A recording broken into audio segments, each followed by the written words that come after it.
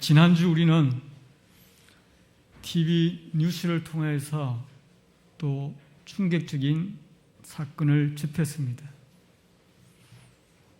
그 일이 다름 아닌 서울 송파구 석촌동 한 주택가에서 일어난 일입니다.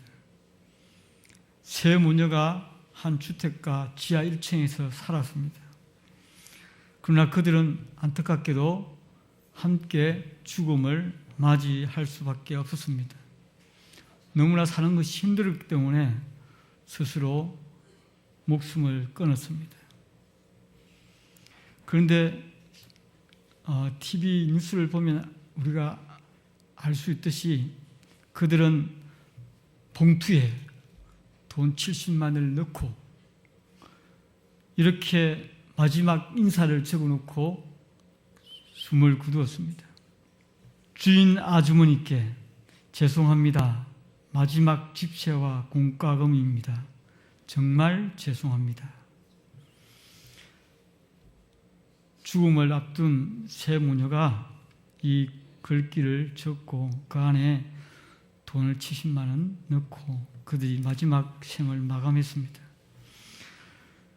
그들의 삶이 팍팍해지게 된 것은 12년 전 그 남편 되신 분이, 아버지 되시는 분이 사업에 실패하고 또 암으로 투병하다가 세상을 떠나면서 그들에게 엄청난 빚을 남기고 돌아감으로 말미암아 가게에 큰 어려움이 닥쳤습니다.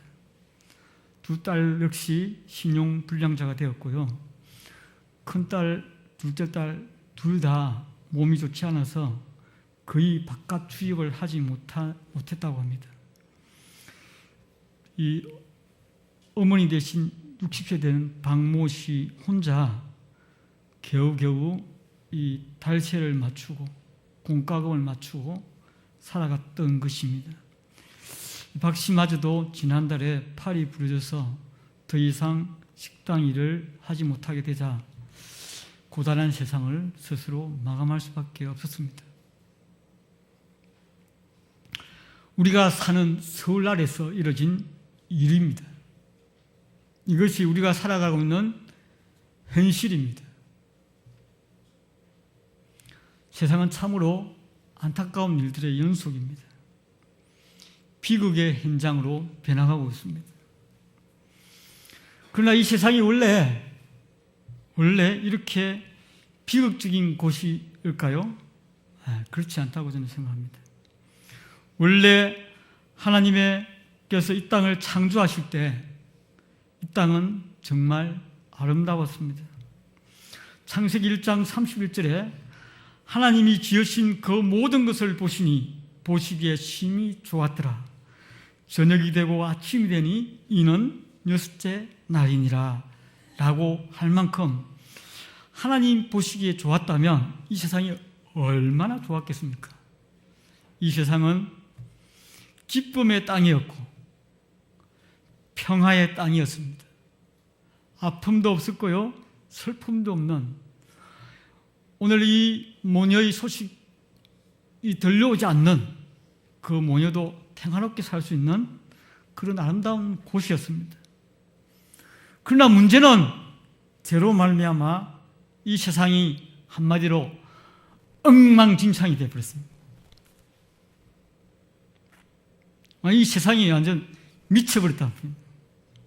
사람이 더 살기 좋은 곳으로 변한 것이 아니라 사람이 점점 더 살기 힘든 것으로 변해가고 있습니다. 현실이죠. 이 세상은 정말 살기 힘든 곳으로 변해버렸습니다. 지난주에 우리는 미세먼지로 얼마나 고생했습니까? 그죠? 중국에서 날라온 엄청난 미세먼지 눈에 보이시죠?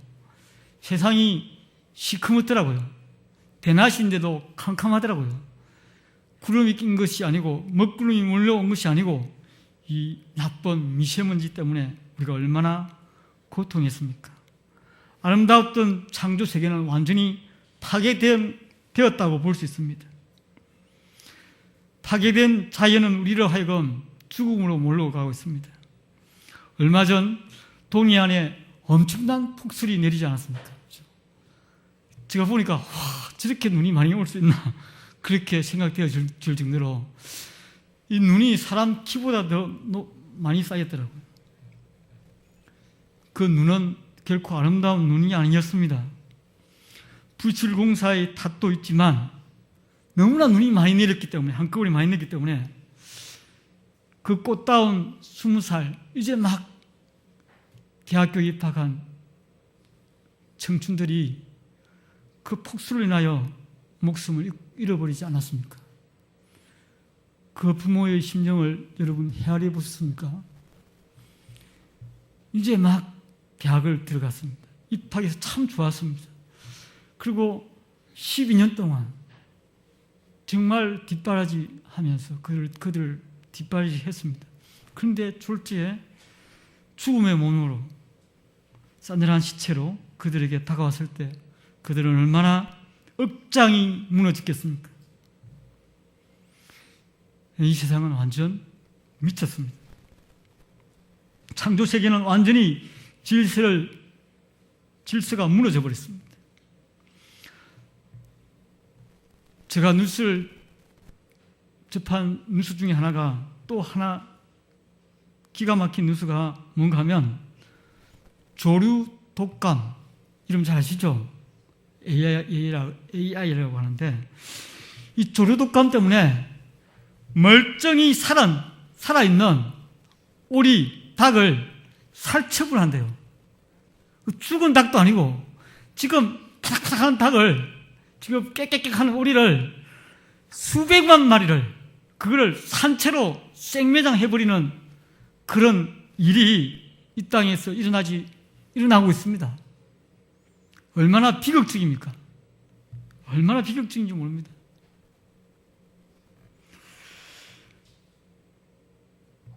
이 어지러운 세상은 이제 곳곳에서 신음소리가 들려옵니다. 사람도, 동물도, 이 자연도 신음하고 있습니다. 여러분, 이 신음소리가 들립니까? 들립니까? 이 일이 내 일이 아니고 나만 살아있으니 다행이다, 그렇게 하고 있지 않습니까? 우리는 이 신음소리를 들어야 됩니다. 이 땅을 이대로 우리는 그냥 놔둘 수가 없습니다. 하나님의 원래 계획은 죄로 타락한 이 세상을 그냥 내버려 두는 것이 아니라는 사실입니다. 하나님은 우리를 그리스도 때문에 이 땅을 새롭게 하기를 원하는 것이 하나님의 계획입니다. 그래서 하나님은 우리를 구원하셨사 우리로 하여금 이 땅에 무엇이 되게 했는가 하면 빛과 소금이 되게 하셨습니다. 하나님은 우리를 이 땅에 빛과 소금으로 불러주셨다는 것입니다. 우리가 마태복음 5장 13절에서 16절 말씀이 좀 길지만 저와 여러분이 함께 읽도록 하겠습니다. 이 본문의 말씀은 제가 세 번역으로 같이 읽도록 하겠습니다. 시작. 너희는 세상의 소금이다. 소금이 짠맛을 잃으면 무엇으로 그 짠맛을 되찾게 하겠느냐. 소금을 잃은 것은 아무데도 쓸 데가 없으므로 바깥에 내버려서 사람들이 짓밟을 뿐이다. 너희는 세상의 빛이다. 산 위에 세운 마을은 숨길 수 없다. 사람이 등불을 켜서 말 아래 두지 아니하고 등경 위에 두나니 이러므로 집안 모든 사람에게 비치느니라. 이같이 너희 빛이 사람 앞에 비치게 하여 그들로 너희 착한 행실을 보고 하늘에 계신 너희 아버지께 영광을 돌리게 하라. 예수 그리스도로 말미암아 우리는 이 세상의 빛과 소금이 되었습니다. 하나님은 이 신음하고 있는, 이 탄식하고 있는 이 세상을 빛과 소금이 된 우리를 통하여서 회복하시기를 원하시는 것입니다. 그러나 문제는 빛은 제약으로 어두워진 세상을 밝히지 못하고 소금은 맛을 잃어서 부패한 세상을 치유하지 못하는 데 있습니다. 누가복음 14장 33절 34절 말씀에 보면요, 소금이 좋은 것이나 소금도 만일 그 맛을 잃으면 무엇으로 짜게 하리요? 땅에도 그름에도 쓸데없어 내버리느니라. 들을 기 있는 자는 들을지라 하시니라. 들을 기 있는 자는 들으라고 말씀하십니다. 우리는 하나님께서 우리를 죄에서 구원해 주셨습니다. 그리고 하나님 백성 삼았습니다. 우리를 또 하나님의 자녀로 소명했습니다. 또한 우리를 이 땅에 빛과 소금으로 불러주신 것입니다. 이 말씀은 우리로 하여금 너희들이 힘을 써서 빛이 되고 힘을 써서 소금이 되라고 말하지 않습니다. 이 말씀은 우리의 의지와 결단에 상관없이 너희가 이미 세상의 빛이다, 세상의 소금이다라는 것을 선언하고 있습니다. 그러나 문제는 뭔가 하면 이 소금과 빛이 역할을 제대로 감당하는 소금인가 빛인가입니다. 아니면 그렇지 못하는 소금인가 빛인가 하는 문제입니다. 지금 우리는 어떤 빛이고 어떤 소금입니까?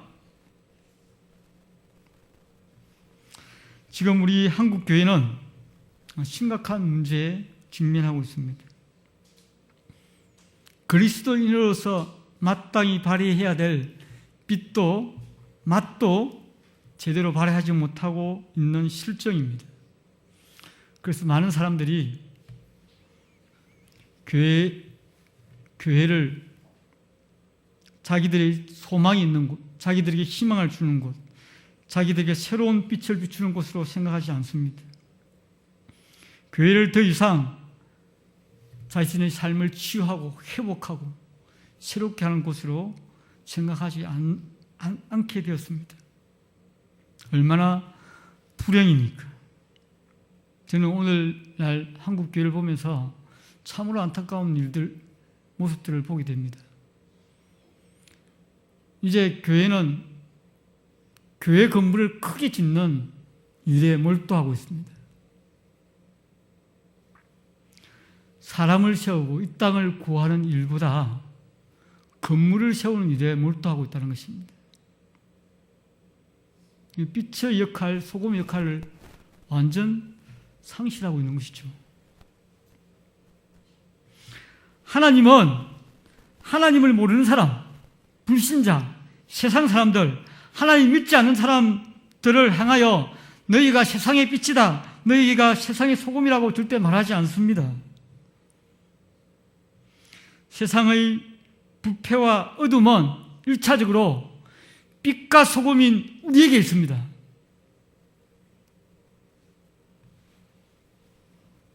하나님께서 우리를 통하여서 이 땅을 회복하고 하나님께 영광 돌리는 그런 삶으로 우리를 초대하셨습니다.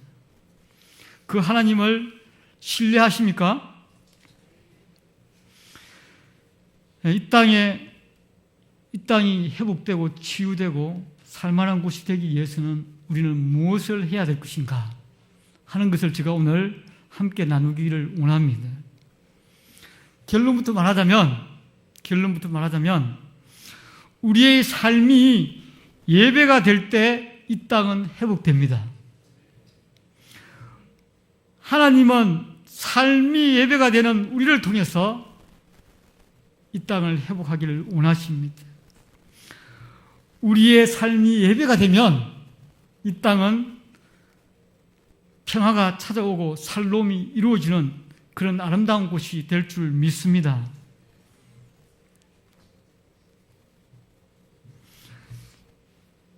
우리는 주일 예배를 풍성하게 드립니다. 지금 이 시각에 한국에 수백만 명이 어디에 모였어요? 교회에 모여서 뭐 합니까? 예배 드립니다. 예배 드려요. 그런데 문제는 그 주일 예배를 마치고 난 다음에 삶의 예배가 문제인 것입니다. 아무리 모여서 거룩하고 주의 이름을 부른다 하지만 정작 이 교회를 벗어나면 그들의 삶이 두 얼굴로 변한다는 것입니다. 마치 우리나라 대한민국 많은 직장인들이 낮에는 열심히 일을 하고 밤에는 부어라 마시라 하는 둘굴을 가진 사나이가 되는 것처럼 우리 성도님들도 주일날 열심히 주님을 위해 섬기고 봉사하고 예배하고 최선을 다하지만 정작 주일이 끝난 그 다음 월요일부터 토요일까지는 하나님을 모르는 사람처럼, 믿지 않는 사람처럼, 말씀을 전혀 모르는 사람처럼 살아가고 있다는 것입니다. 이것이 우리의 문제입니다. 예배와 삶은 분리된 것이 아닙니다. 우리의 일상생활은 덜 중요하고 예배는 더 중요하고가 아닙니다. 살아가는 삶의 일상들은 가볍게 여기고 종교적인 행위는 귀하게 여기는 이것이야말로 바로 연론적인 신앙생활입니다. 우리는 이 연론적인 신앙생활을 탈피해야 됩니다. 하나님은 우리를 전 영역에서 하나님 되시기를 원하십니다. 우리는 구원받는 것, 우리는 예배 드리는 것만, 그 시간만 하나님이 우리의 왕이시 아니십니다. 하나님은 우리의 모든 삶의 영역에서 주인이 되시고 왕이십니다. 그래서 우리는 모든 삶의 영역에서 하나님을 높여드리는 예배의 삶을 살아야 되는 것이 마땅합니다. 우리의 신앙의 선배들의 모습들을 저는 살펴보기를 원합니다. 삶의 예배의 아이콘이 누구겠습니까? 성경에 나온 인물 중에서. 이분이야말로 삶의 예배를 정말 모범적으로 드렸다라고 할 만한 분, 추천할 분 누구 있습니까? 말씀해 보십시오. 예? 예, 다윗, 또 요셉, 또 예수님. 예, 저의 설교가 다 한 것 같아요. 제가 바로 요셉에 대해서, 예수님에 대해서 이야기하려고 했는데 역시 귀한 우리 성도님들 정말 대단하십니다. 저는 요셉을 꼽고 싶습니다. 요셉은 부모님에게도 형들에게도 그의 삶이 예배가 되었습니다. 보디발의 장군 집에서도, 감옥에서도, 궁중에서도, 총리의 일을 하면서도 그는 예배자의 삶을 살았습니다. 그가 일상생활 속에서 하나님과 함께하고 하나님과 동행할 때 그 삶을 하나님께서 축복하셨습니다. 일상생활에서 하나님께 예배하는 요셉을 통하여서 수많은 사람들에게 살로움이 임했습니다. 그렇지 않습니까? 하나님과 동행했던, 하나님을 평상시에 예배했던 요셉 때문에 그 중동 지방에 수많은 사람들이 기근으로 죽을 뻔했는데 살아남지 않았습니까? 7년 동안 그들이 양식을 구할 수 있었습니다. 그래서 그들의 삶에 살로움이 임했습니다. 이 예배자 요셉 때문에 그들은 살아남을 수 있었습니다. 그들은 회복될 수 있었습니다. 그리고요, 다니엘도 그랬고요, 에스라, 느헤미야도 그랬습니다. 그들은 성전에서 하나님을 예배했습니까? 성전에 갔었으면 하나님을 예배했습니까? 결코 그렇지 않습니다. 다니엘은 자기 집에서 하루에 몇 번씩 기도한 사람이었습니까? 3번씩 하나님께 예배했습니다. 그들은 온종일 하나님과 동행한 자였습니다. 예수님도 마찬가지입니다. 예수님도 교회 와서 예배 드린 사람이라기보다는 집에서 예배 드린 분입니다. 목수이신 그의 아빠, 누구예요? 육신의 아빠? 예, 요셉. 이분도 요셉이네요. 예, 요셉과 함께 목수 일을 하면서, 정확하게 말하면 목수보다는 석공에 가깝습니다. 예, 건축 일을 하면서 그는 하나님을 예배했습니다. 하나님을 기뻐했습니다. 하나님을 즐거워했습니다. 그 부모 대신, 육친의 부모 대신 요셉을 극진히 공경하고 그게 순종함으로 삶의 예배를 몸소 보여줬습니다. 그분은 그렇게 안 했어도 됩니다. 그분은 육신의 어머니를 존경하거나 공경하거나 순종하지 않아도 됩니다. 그러나 그는 겸손히 그 삶에 들어지면서 삶으로 하나님께 영광 돌리고 하나님의 뜻을 이루며 삶의 예배를 드린 귀한 분이라고 생각되어집니다. 우리가 살아가는 현장을 봅시다. 우리가 살아가는 현장을 보시기 바랍니다. 우리는 더 많은 시간을 어디에서 보내십니까? 여러분, 교회에서 일주일 동안 몇 시간 정도 보내세요? 한 10시간 정도 보내요? 그죠? 우리가 주일날, 그죠? 주일날 이렇게 교회에 오랫동안 머무는 사람들은 한 교회에서 한 10시간 정도 보내는 것 같아요. 저 빼고 저는 교회에서 사니까 제가 직장이 교회니까 저는 교회에서 계속 삽니다. 그렇기 때문에 저는 굉장히 교회에서 오랫동안 머물지만 대부분의 성도님들은 뭐 수요 예배, 새벽 기도 오시는 분들, 계속 빠지지 않고 오시는 분들 빼고는 주일날만 오시는 분들은 한 10시간 정도 교회에서 보낸다고 보면 정확합니다. 그러면 10시간 빼고 일주일에 나머지 시간, 수백 시간은 어디에서 보내요? 어디에서 보내십니까? 집에서도 보내고, 직장에서도 보내고, 학교에서도 보내고, 때론 문화활동으로, 때론 정치활동으로, 때론 경제활동으로 이렇게 삶을 살아가고 있습니다. 그렇기 때문에 우리는 가정에서, 직장에서, 일터에서, 경제활동을 통해서, 문화활동을 통해서 하는 이 활동들이, 이 섬김들이, 이 일들이 교회에서 보내는 일보다 더 중요하다고 볼 수 있습니다. 결코 약하지 않습니다. 어쩌면 더 중요한 일인지도 모릅니다. 만약에 우리가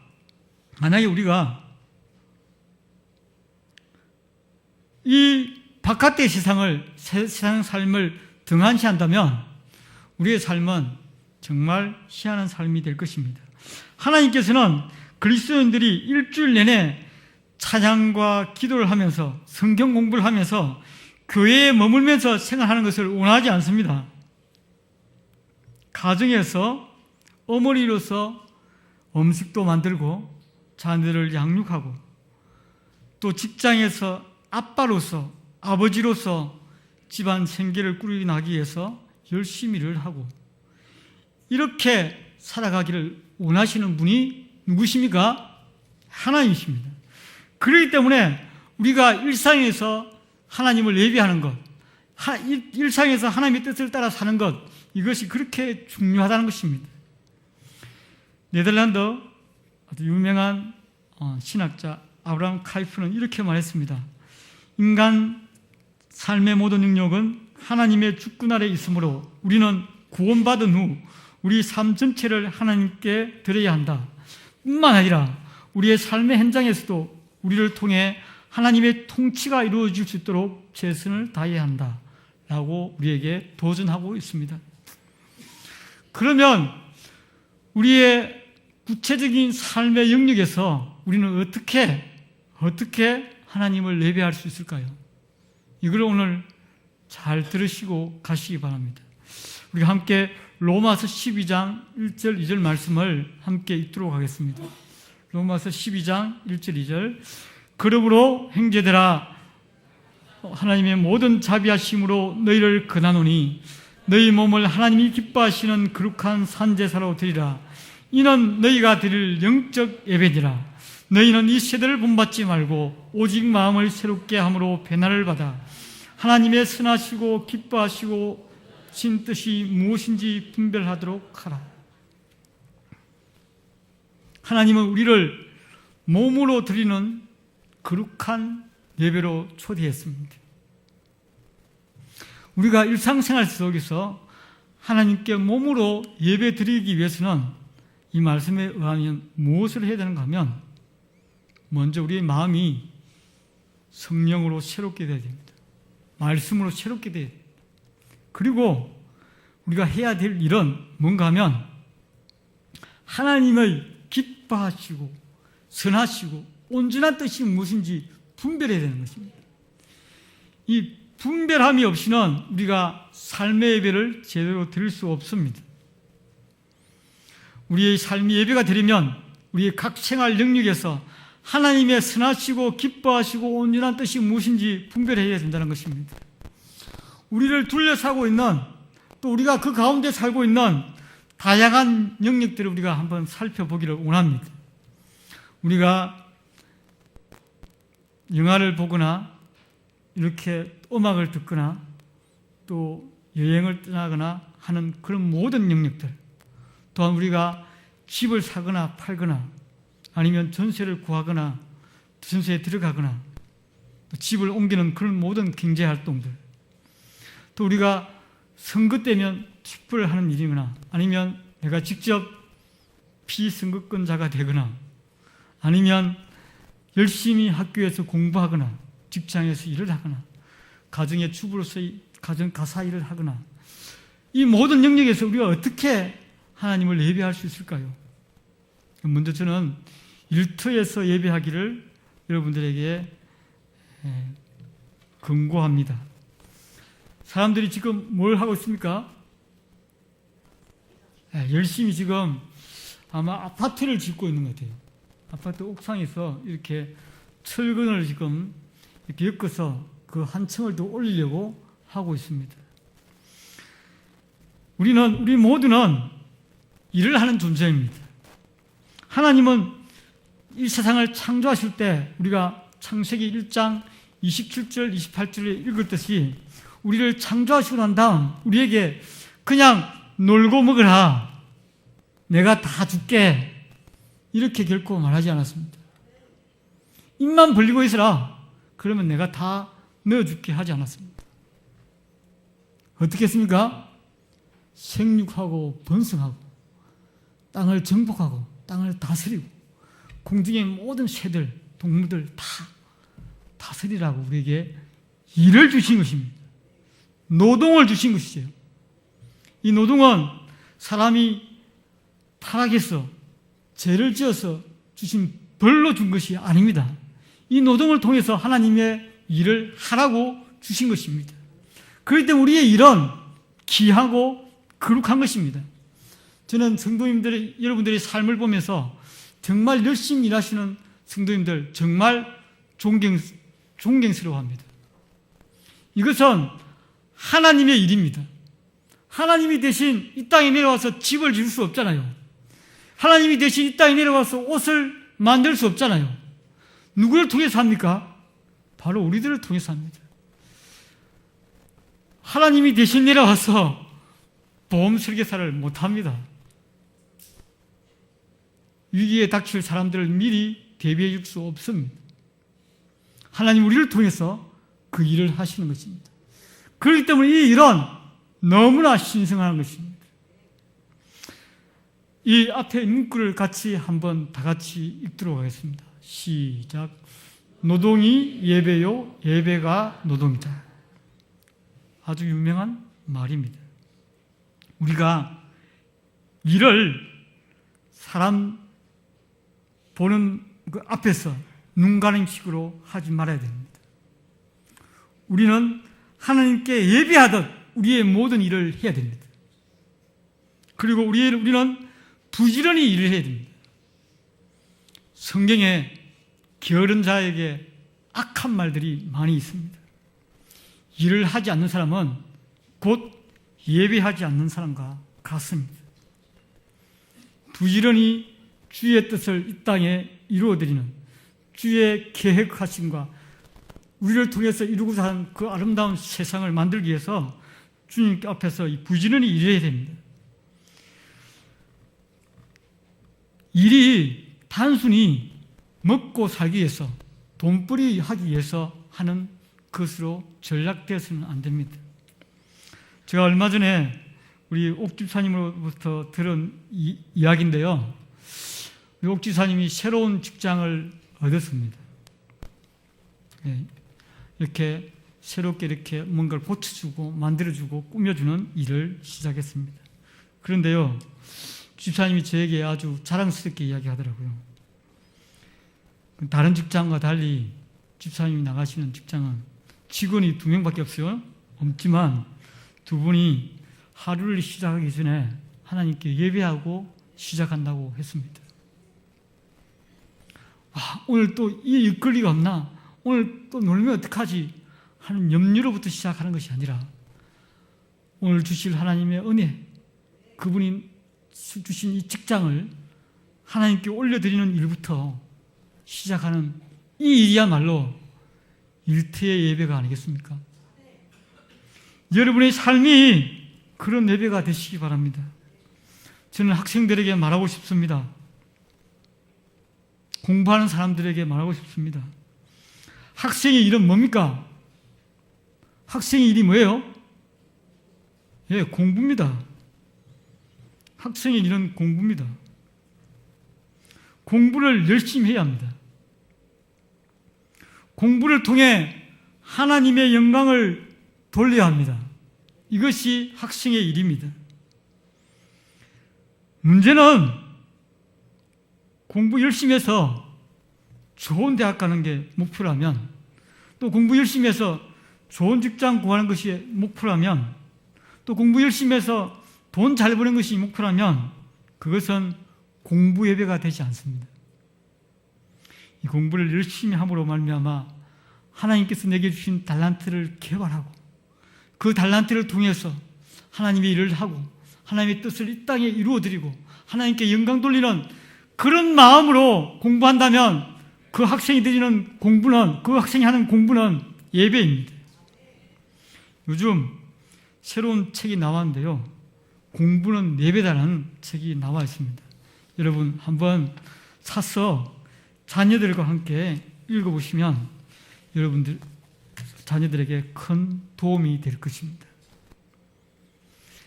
그 다음 제가 소개하고 싶은 것은 일상에서 드리는 예배입니다. 일상에서 하나님과 동행하는 예배자. 걸음마다 하나님을 묵상하는 예배자.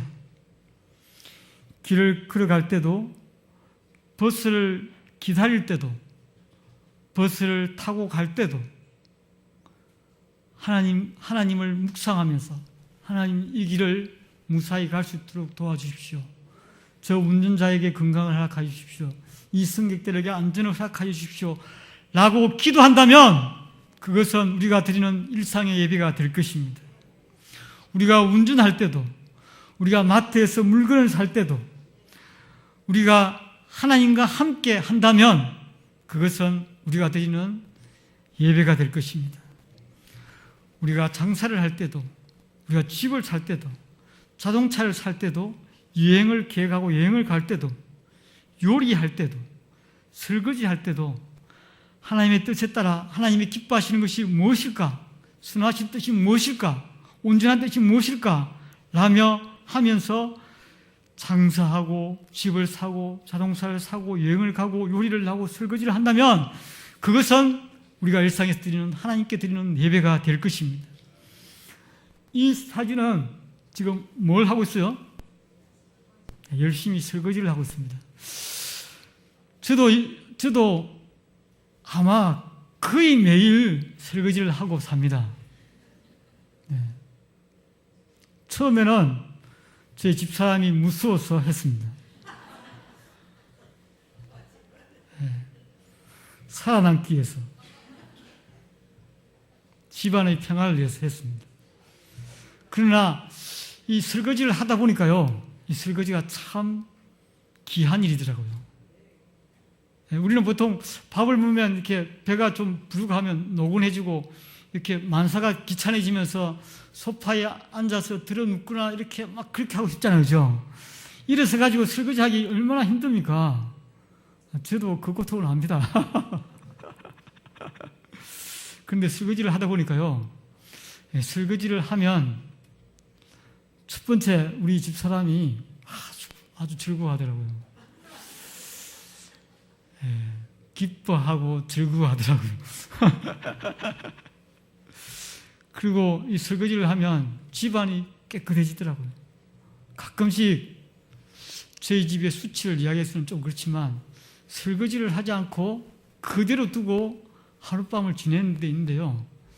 되게 찝찝하더라고요. 밤중에 바퀴벌레가 나오지 않을까.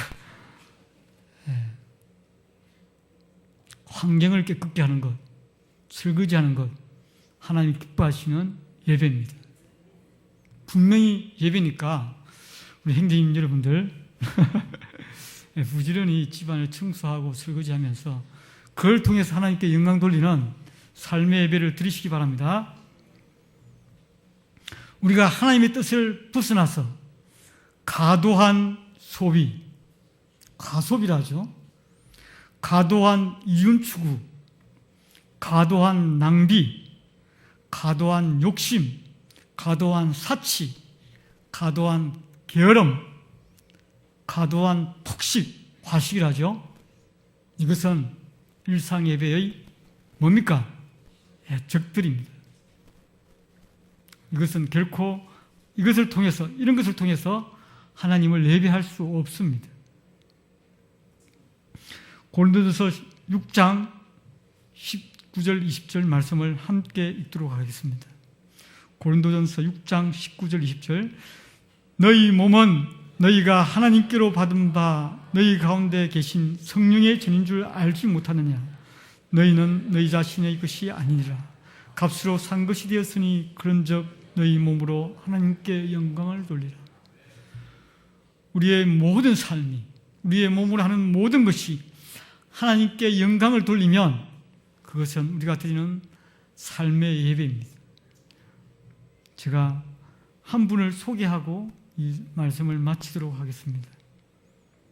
그분은 바로 앞에 나와 있듯이 한경직 목사님이십니다. 제가 설교를 준비하면서 2011년도 KBS에서 성탄 다큐멘터리 한경직 목사님의 다큐멘터리를 보았습니다. 제가 여러분들과 함께 보기 위해서 다운로드를 해놨습니다. 제가 그 일생을 보면서 얼마나 반성이 되고 얼마나 회개가 되고 나도 이렇게 이분처럼 살아야 되겠다 하는 마음의 굳은 결심을 한지 모릅니다. 그분은 2000년 4월에 남한산성 한 길석에서 조그만 집에서 이 생일을 마감했습니다. 그의 나이 98세였습니다. 하나님께로 돌아가신 것이죠. 오늘 이 그림에 보면 무엇이 놓여 있었어요? 이게 프로젝터가 좋지 않아가지고 침대가 잘 안 보이는데 이 침대입니다. 이 침대를 몇 년간 그분이 사용한 줄 아세요? 자그마치 40년을 이분이 사용했습니다. 그분이 체구가 저보다 적기 때문에 유아용 1인 베드를 사용했습니다.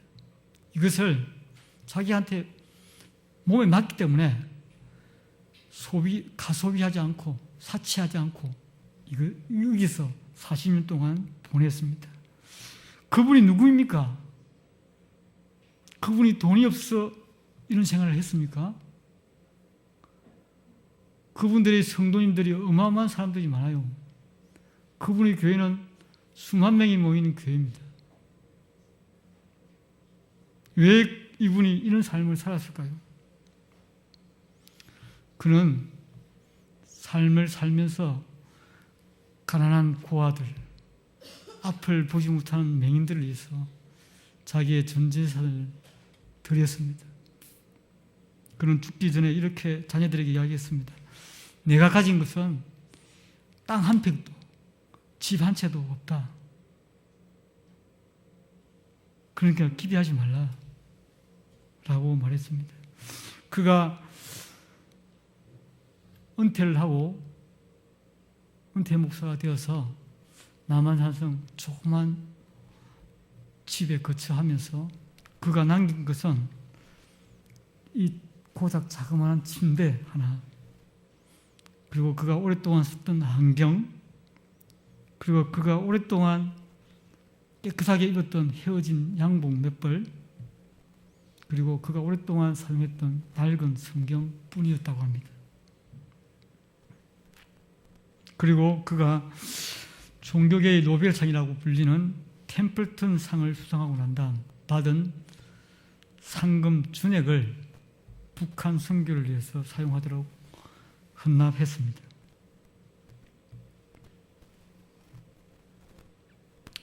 여러분은 어떤 예배자입니까? 입술로만 혹시 주여 주여 하는 그런 예배자가 아닙니까?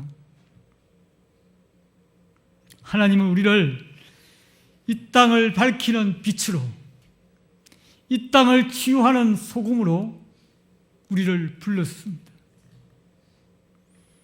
우리가 빛을 발한다면, 우리가 소금의 맛을 낸다면 이 땅은 회복될 것입니다. 우리가 우리의 일상생활에서 하나님의 선하시고 기뻐하시고 온전한 뜻이 무엇인지 묻고 찾고 그 삶을 살아간다면 우리의 땅은 회복될 것입니다. 우리의 땅은 분명히 소망 있는 땅으로 바뀔 것입니다. 우리의 이웃은 바뀌고, 우리 동네가 바뀌고, 우리 교회가 바뀌고, 이 나라가 바뀔 것입니다. 우리에게 하나님께서 지금도 말씀하십니다. 너희가 이 땅을 변화시켜라. 너희가 이 땅의 소금과 빛이 되어라.